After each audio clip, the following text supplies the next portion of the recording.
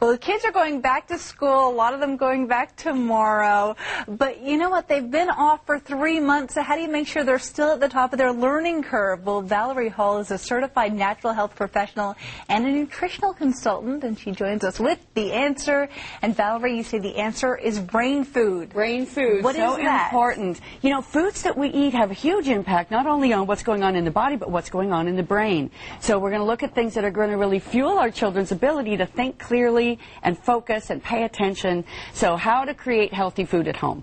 When my kids were little, I didn't know about nutrition. So when I started learning when they were like 5 and 6, I had some bad habits that I had to replace. One of the most successful strategies that I found is don't ask them what they want to eat. Prepare something healthy and put it in front of them, and they will eat it. So and some of the ways, crossed, yeah, that's right, fingers crossed, exactly. So we got to pick the right food. Exactly. And foods that they'll enjoy, foods that they'll eat, and foods that are also easy for you. That's right, because we're all busy, we're all in a hurry, so how do we do that?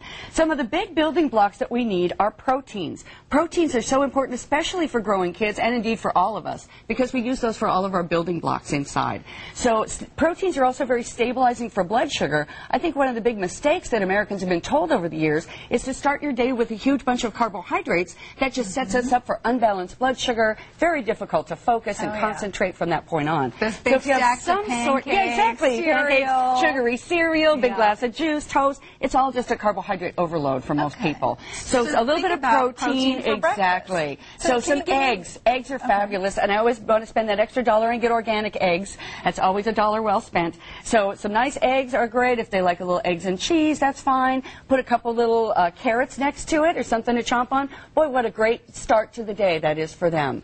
So we've got some great strategies. And if you protein will keep you full. It does. That's right. Carbohydrates run out very fast, especially the simple ones, which are like the flour and sugar and corn syrup, run out immediately, and we are just left so unbalanced. If you can get your kids to eat fish, I know that's sometimes a challenge, but even if you can start with something easy like tuna fish, that's good. So get them on some fish. Fish has those wonderful omega-3 essential fatty acids, which feed our brain.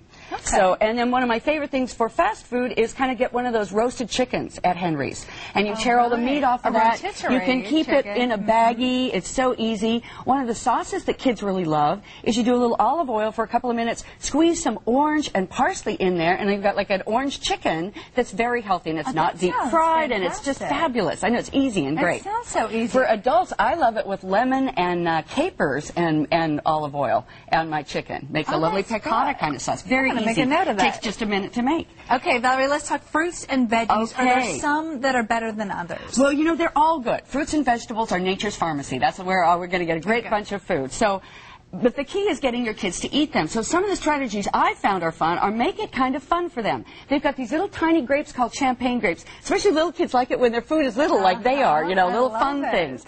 For your apples, you can get a little apple slicer like this, which makes it really easy for you. You just go clunk down and it cores it and puts it in little sections. Perfect. If your kids don't like the skin, you just cut those off and you cut those in little pieces. And another strategy is get some fun toothpicks, as long as they're old enough not to stab themselves. And then those are kind of fun. Cut up your strawberries and have them stab those with toothpicks. Maybe dip them in some yogurt.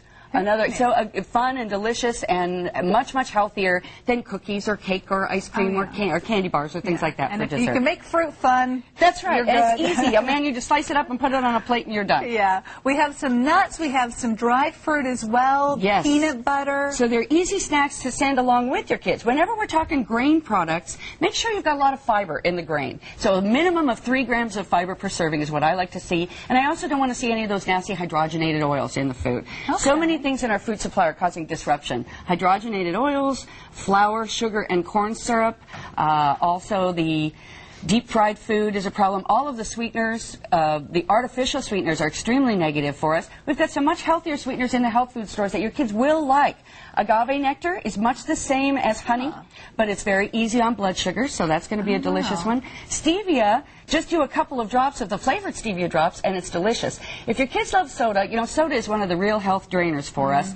So get some bubbly mineral water, something like Perrier, Evian, Pellegrino that's already bubbly out of the ground, and put a shot of their favorite juice in there, or a few drops of flavored stevia, you're going to make a much healthier version of soda for them than anything that's available in a can, because those all just disrupt us. Okay, we're running out of some Okay, time here. let's and we move definitely along. want to get to some of this, the Great. supplements We've here. got banana chips. We've got great little seeds and nuts. Little easy packets you can just throw in their lunch, so easy things to do that. Better granola bars that are going to have good fiber in them, so excellent.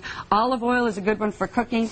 Switch to sea salt in your kitchen instead of regular table salt. really? It's a It much makes a healthier difference? thing. That's right. Huh. Now, some of the big issues for kids are focus and brain, and also keeping them well, because if they start missing school, it's too easy to fall behind. School goes very quickly these days. So to get them to sleep at night, and sometimes even for calming during the day, good old chamomile tea is wonderful.